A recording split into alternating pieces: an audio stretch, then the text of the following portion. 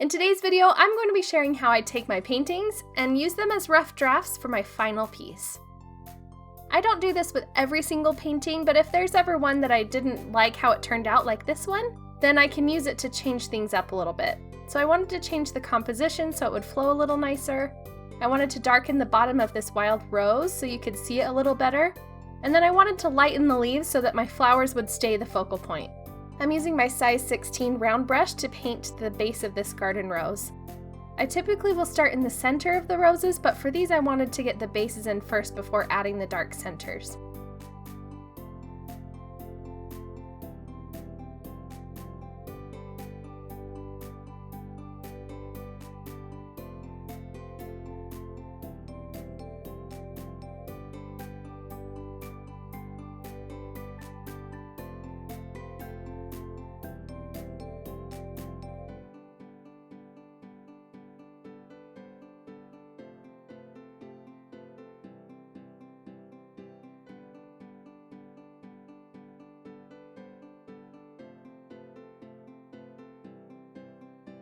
For this wild rose, I didn't add a ton of water to my petals so that they would stay a little bit darker.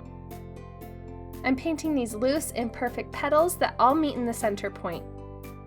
I'm going to let these flowers dry before going in and adding in more details.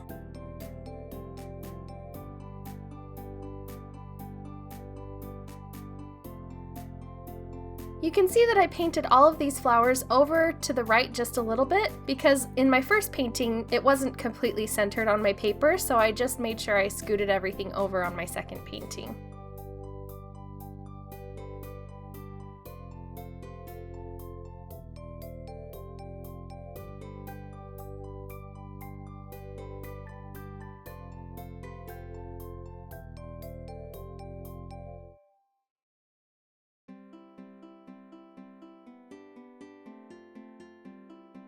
Next, I'm going in and adding this ruffly blob, and hopefully it will turn into a rose later.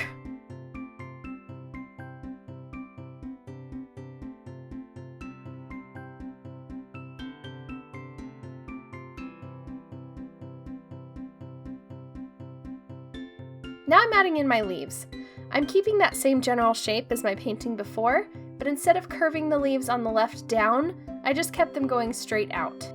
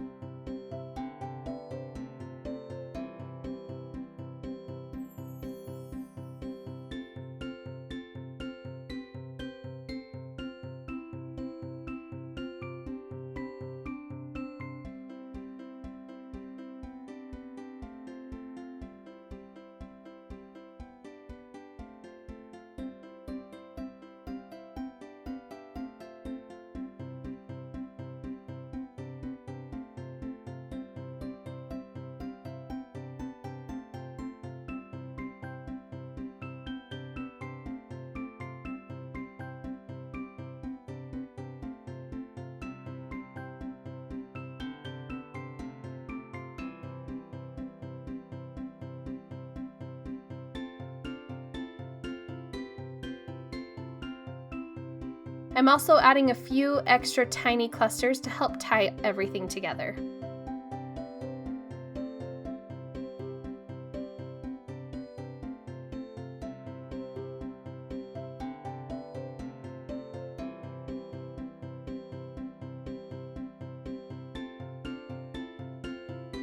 Now it's time to add the center of my roses.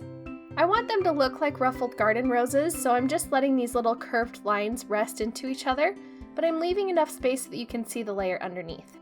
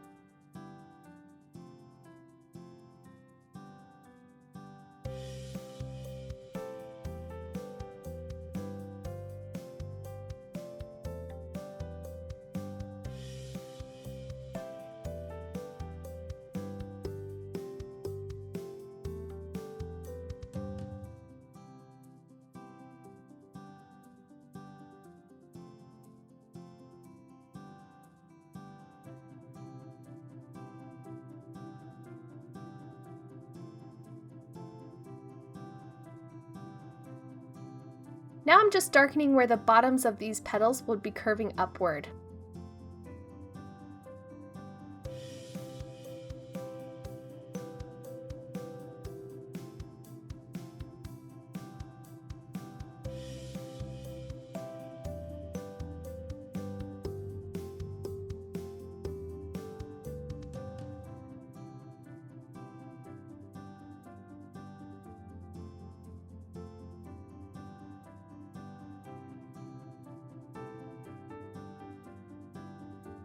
To get the color for these stems and tiny leaves, I've mixed a little bit of brown, ivory black, and undersea green.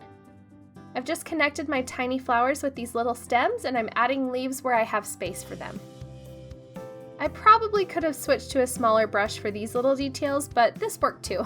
I just used very little pressure because it's such a big brush.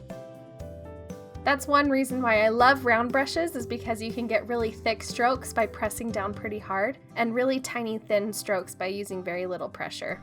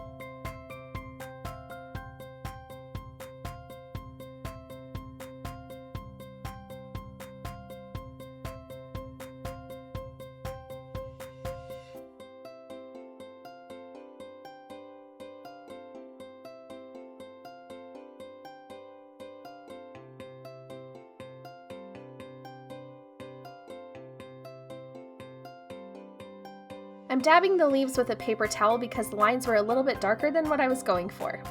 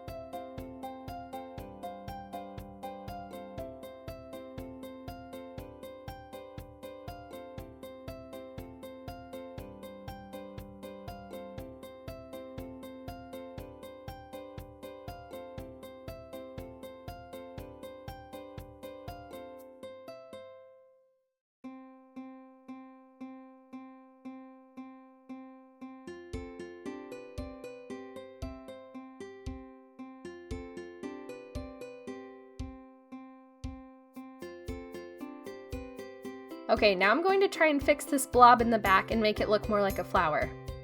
I let it dry completely first before I tried to rework it, because if it was still wet, it would just stay looking like a blob. I've kept some white space between the petals to give some definition, and now it looks more like a flower.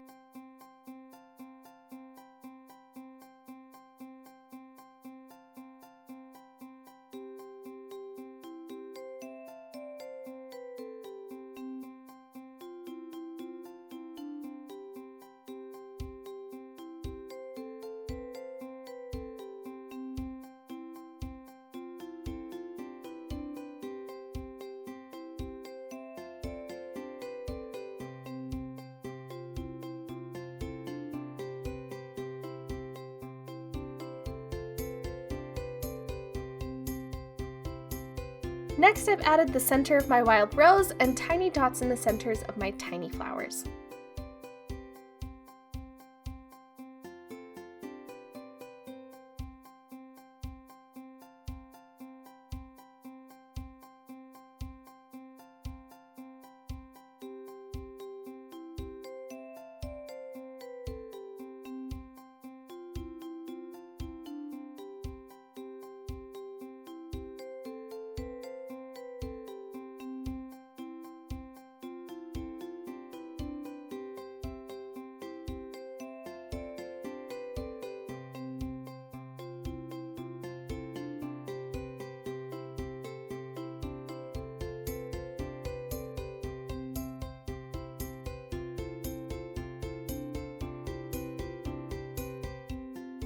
I'm going to add one more darker layer to my rose and then I'll be done.